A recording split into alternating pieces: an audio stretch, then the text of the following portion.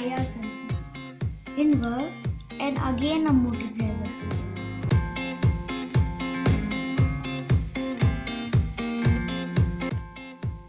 When the obstacle avoiding robot senses something, it will turn, and when no obstacle is there, again it will start going